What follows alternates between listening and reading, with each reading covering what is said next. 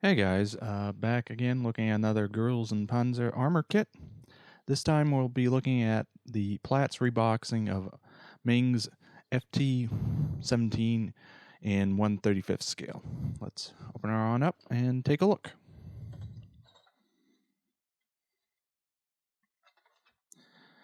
So,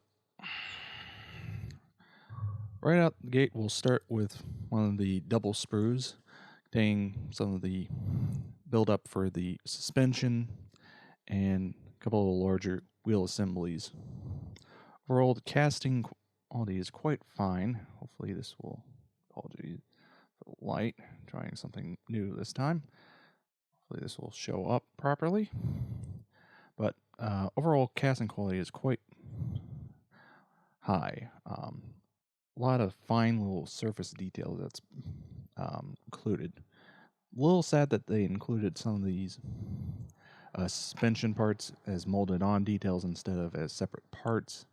Would nice had they had those separate, but overall not too much to overly complain about. Moving on, we've got some more build up for suspension as well as a couple other odds and end parts, including one machine gun, albeit in this particular build it's not used, but it is nice to have included. We also have some other odds and ends for the internal parts, including one of the control sticks. Nice to have, something which a lot of armor kits you don't get.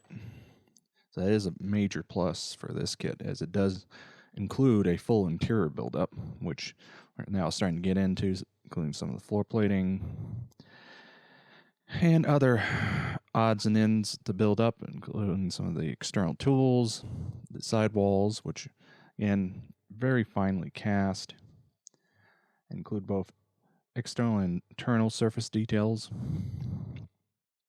And if we can hopefully show up, you can see some of the plate detailing on this whole part.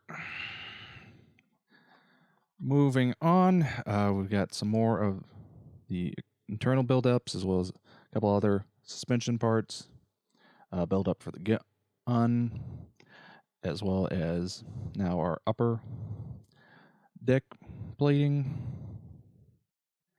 Again, a lot of detail packed into a small kit.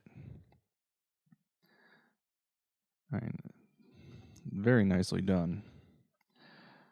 Moving on, we've got our turret parts.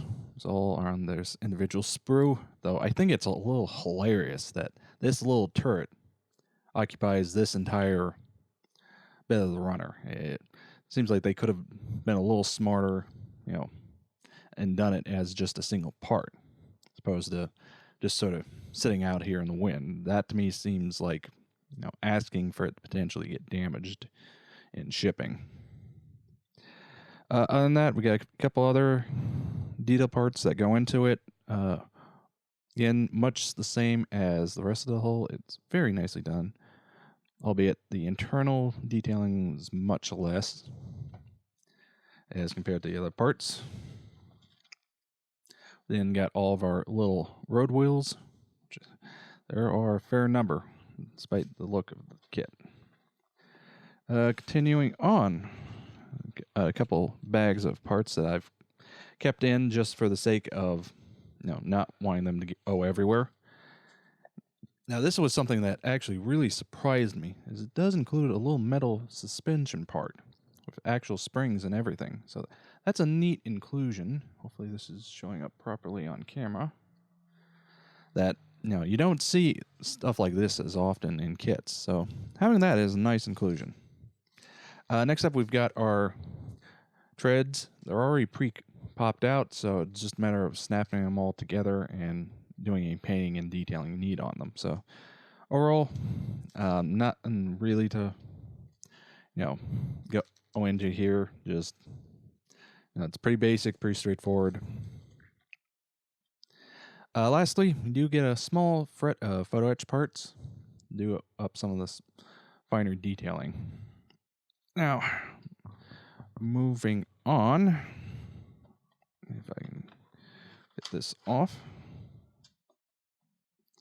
We do get one sheet of decals with a single marking option, which is unfortunate, but since this is a Grills and Panzer kit, you're really only going to be aimed at building the single option you see in the series.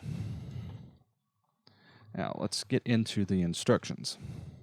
Now, since this kit does include an internal buildup, they do include this extra sheet if you want to not go through the trouble building all that, and they tell you which steps to skip in the instruction booklet, which is a nice inclusion, as it does help to simplify and basically tell you, hey, this is important, this is not. Fortunately, they do not do much else. Oh yeah, they also do tell you which sprues you can basically ignore. So, moving to the instructions. So overall, you build up, it begins, as you would expect, inside, filling up the engine compartment, the engine itself, before moving on into the crew areas and getting everything assembled together.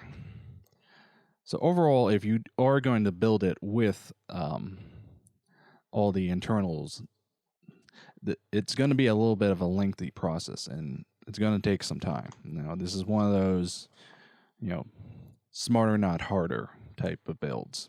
You want to make sure you've got everything done and do it in the right order. Else you're going to be in trouble down the line when you discover something, got missed and you're having to break stuff apart or redo entire sections. Once you get out of that, build-up of the suspension parts is a little complicated. So again, take your time and try to do it right. But after that, everything sort of starts going pretty quickly. You do get options for how to pose the crew access doors, which is a nice inclusion. Give you the parts for that. And as I said, the treads just snap together. So that will make painting and assembling real painless. Lastly is the turret. Pretty basic, straightforward, no real issues there.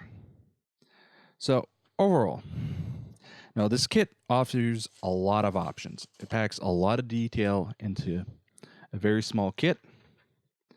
However, because it is so detailed right out of the box, it is going to be one that's going to require a lot of time and effort. Else, you're going to run into issues. So this is definitely not for a beginner kit. It's one to, hold off on doing until you've got a little more experience. But it is one that will provide a decent challenge to most builders and will ultimately, you'll be pretty well good to go straight out of the box. You really will not need to add much to this kit to make it a fantastic looking model.